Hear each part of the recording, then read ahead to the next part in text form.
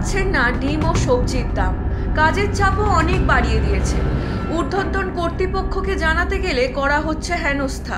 এবার নিরুপায় হয়ে শিশু বিকাশ প্রকল্প আধিকারিকের অফিসের সামনে বিক্ষোভ দেখাতে শুরু করলো অঙ্গনারী কর্মী ও সহকর্মীরা। ঘটনাটি নদিয়ার তেহট্ট ১ নম্বর ব্লকের। তেহট্ট এলাকার সকল অঙ্গনারী কর্মী এবং সহকারীরা একাধিক দাবি নিয়ে সকাল থেকেই বিক্ষোভ দেখাতে শুরু করে। তাদের অভিযোগ, অঙ্গনারী কেন্দ্রে যে ডিম ও সবজি খাওয়ানো হয় তা মূলত তাদের নিজেদের পয়সা খরচ করেই খাওয়ান। মাসের শেষে সেই টাকাটা সরকারি তরফ থেকে যে সময় মতো পাওয়া যায় তা না। বর্তমান দরমূল্যের বাজারে ডিম এবং সবজির দাম যে হারে বৃদ্ধি পেয়েছে সেই তুলনায় অনেকটাই কম টাকা দেয় সরকার। সেই কারণে অনেক সময় নিজেদেরই এই খরচ বহন করতে হয়। ওই এলাকায় দীর্ঘদিন ধরে কোনো অঙ্গনারী সুপারভাইজার নেই, তাই চাপ সৃষ্টি করে তাদের দিয়েই সুপারভাইজারের কাজ তুলে নেওয়া হচ্ছে।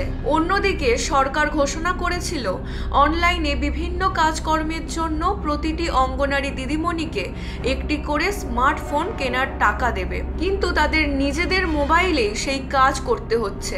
দপ্তরের তরফ থেকে স্মার্টফোন কিনে দেওয়ার জন্য কোনো টাকা দেওয়া হয়নি। তারা আরও অভিযোগ তুলেছেন, তারা এই বিষয়ে শিশু বিকাশ প্রকল্পের আধিকারিককে জানাতে গেলে অপ্রাসঙ্গিক মন্তব্য করে তাদের হেনস্থা করা হয়। তাদের দ্রুত এই সমস্যার সমাধান না করলে আগামী দিনে আরও বড় আন্দোলনে নামবে বলে জানিয়েছেন অঙ্গনারী কর্মীরা। আমরা দীর্ঘদিন ডিম সবজির বিল পাচ্ছি না। আমরা ৮,২০০ টাকা অনারিয়াম পাই।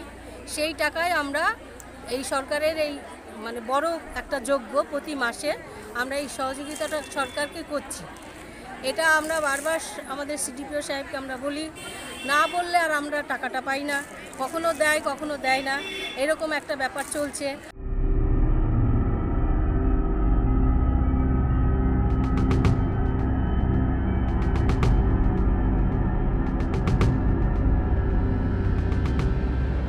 নদিয়া থেকে সুরজিৎ দাসের report, U Bangla TV. U Bangla TV, হৃদয় ছুঁয়ে যায়।